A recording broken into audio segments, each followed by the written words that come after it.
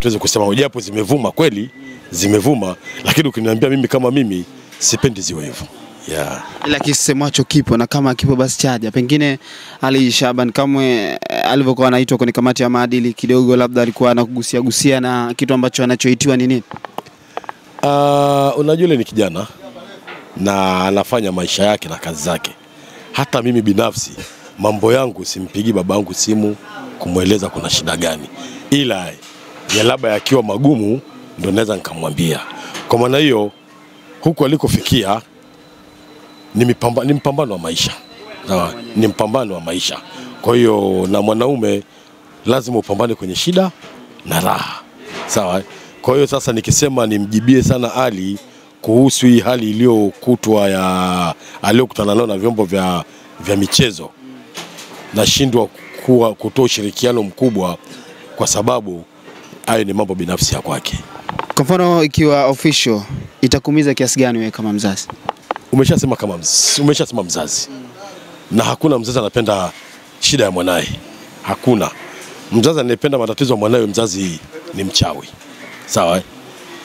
Mimi ikitokea kwa kuwa mimi sina mamlaka ya kuweza kuyasemea wala kuyatatua, ni roho itaniuma kama mzazi.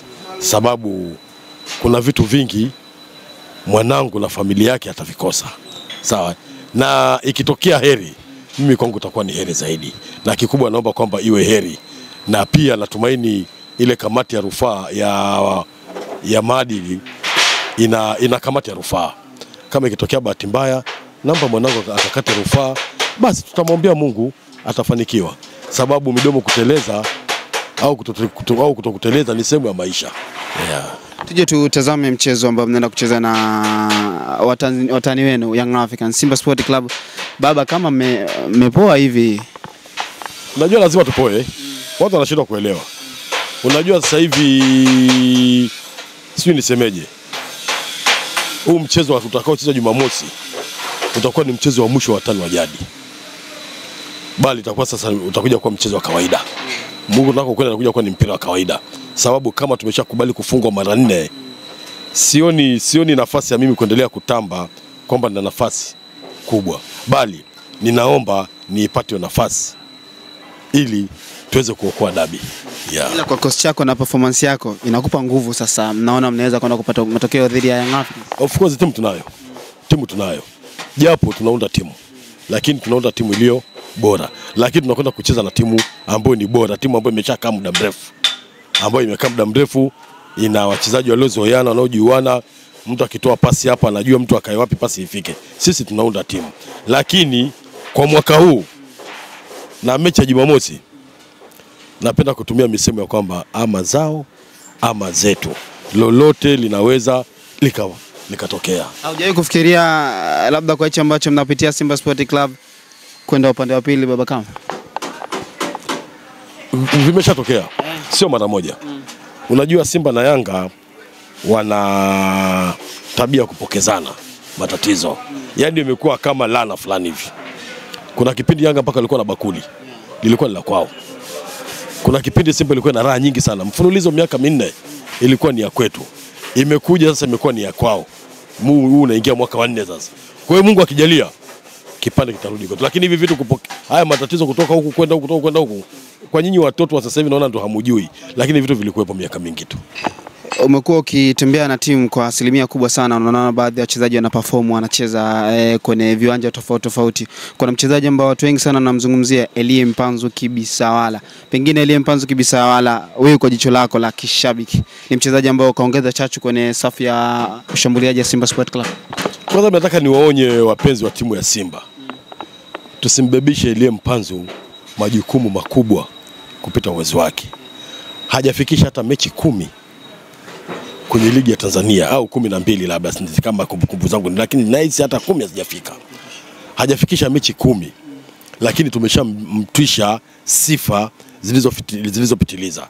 Kulikuwa kuna Fernando Mavambo, alicheza mechi 3 tu akaonekana kama ndo tena ameshakuwa mfalme wa Simba. Matokeo yake Mavambo amekwenda akapotea. Tumwacheni Mpanzu acheze mpira kwa kadiri ya uwezo wake. Tusimsababishe Mpanzu akacheza mpira kwa ajili ya wapenzi. Sijui umeelewa ninachomaanisha? Kutokana na pressure. Tukiendelea kumbebesha Mpanzu maneno makubwa, mihemko mikubwa, maana sasa hivi kuna watu wameshaanza kupanga kikosi. Kulia Mpanzu, kushoto Kibu. Watapita wapi ya watu? Nani atamzuia? Nani atamzuia? Tunafungua kodi. Hizo ni kodi tunazifungua kwa wapenzi, kwa wenzetu. Tumuache Mpanzu acheze kwa uwezo wake alio nao. Na ikifika mahali amechemka, kama ni sabu afanywe sabu. Na kama hata kocha anaamua kwamba Mpanzu utakaa sabu, utaingia baada ya mechi, watu lazima warizike. Mpanzu hajafikia ukubwa tunaompa sasa hivi. Unakumbuka Ohua tulimpa ukubwa sana. Lakini kuna mshabiki mmoja, kama sio mshabiki ni kiongozi, kama sio kiongozi ni wachambuzi wa mpira. Walimuonya Mpanzu Ohua. Hata kama Ohua Kiswahili hajui, lakini naona alivyokuwa akisikiliza ndio anasikia tu Ohua. Lazima aliwauliza wenzake hao wanasema nini. Lazima aliambiwa kwamba punguza pressure. Umekuwa na pressure kubwa. Ukaona Ohua akapunguza pressure. Sasa hivi tunamwona Ohua anacheza mpira unaeleweka. Lakini Ohua tulimpa mzigo mkubwa. Sasa hivi Mpanzu huko alipo, anaomba Jumamosi ifike ili akaonyeshe wapenzi ana kitu gani. Lakini akumbuke kwamba mkamia maji hayanywi.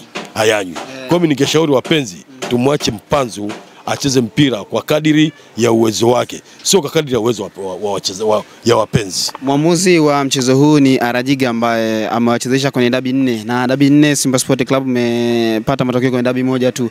Dabi 3 zote mmeharibu. Arajiga, na kumekuwa kuna kilio cha marefa. Pengine Arajiga kwa sasa hivi mechi ka deserve kupewa mechi kubwa kama hii. Mimi sijawahi kuwa na kilio cha marefa. Mimi na imani katika marefa. Na mapungufu ya marefa ni sehemu ya binadamu. Japo kuna kipindi kinafikia mahali unaona kabisa kwamba refa ana maelekezo ya uchezeshaji. Unashindwa kuelewa kwamba huyu refa alikaa darasani kwa ajili ya timu fulani, huyu refa alikaa darasani kwa ajili ya timu zote, huyu refa alikaa darasani kwa ajili ya nini. Lakini kwa Arajiga kupewa hii mechi ni wakati wake wa yeye kuilinda karia yake ya uchezeshaji.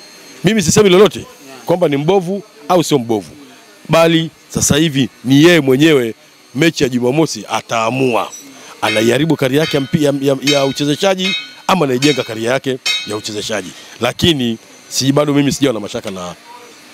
Kuna wachezaji ambao yuko Young Africans anakuogopesha, mchezaji ambao unamuogopa Young Africans?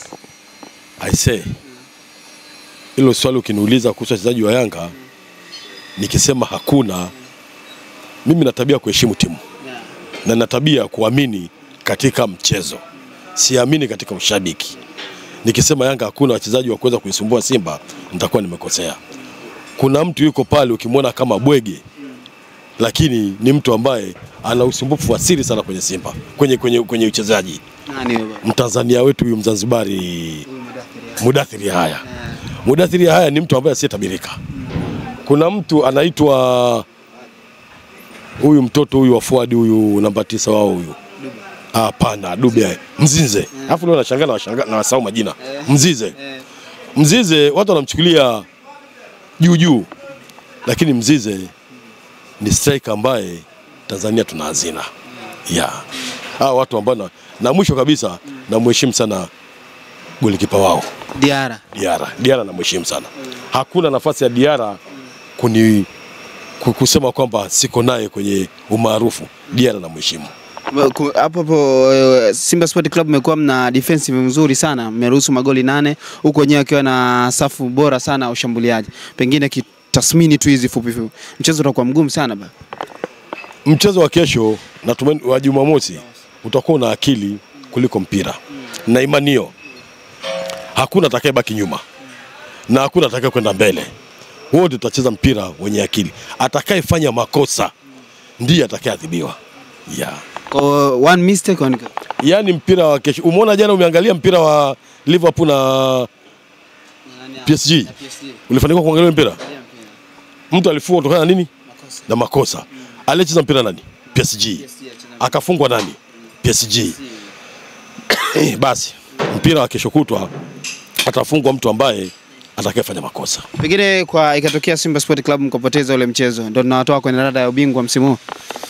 Sio kweli. Sio kweli. Sisi tutakwenda kwenye rada za ubingwa mpaka zibakie mechi 3. Yeah. Okay, shukrani. Asante sana.